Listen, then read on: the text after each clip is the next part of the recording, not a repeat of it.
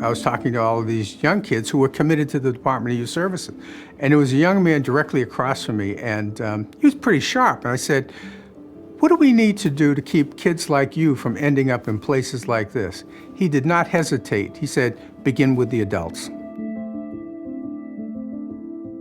I spent a lot of time working in state government in a variety of roles, one of which was with the Suffolk County District Attorney's Office with my good friend Ralph Martin.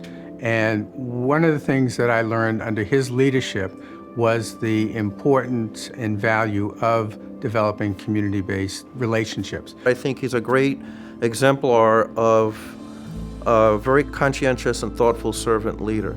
And he brought that same very balanced, very thoughtful, and I would also say compassionate approach to the prosecutor's office.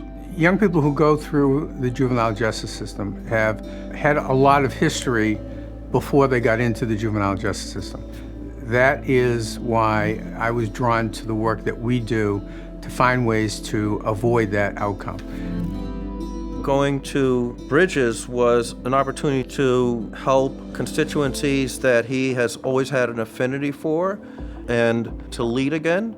I think he's an exemplary leader, always caring about the staff and the kids and families. Everybody feels comfortable like going to him, whether it's a concern, whether it's saying hi, or just getting an update on a client. He comes to all of our clinical review teams, all of our group meetings that people like talk about clients, and he's actively giving ideas of how to make a difference. I have seen a sea change in terms of the deepening of this understanding of the importance of permanency in our work.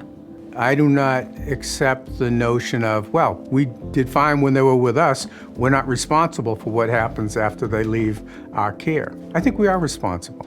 We want to make connections with permanent families and permanent supports so that they have that foundation when they leave state care and are on their own so that they can be successful. Bob has really made sure that we stay focused on not just talking about diversity so we can say we did, but really making a difference. Trying to hire a more diverse workforce and making sure that our management reflects our staff and that our staff reflect our clients. If we want to help the families and the young people we work with really have fulfilling lives, we have to be able to relate to them and to their experiences. Bob does leave an extraordinary legacy, and I think the organization will continue to grow and expand. He will certainly have a sense of satisfaction about not what he did individually, but what he did with others. I don't think of myself having a legacy. I think Bridges Homeward has a legacy.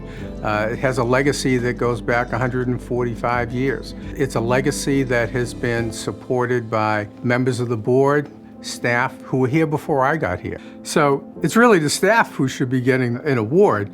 They do the really hard work, so it is my privilege to support what they do.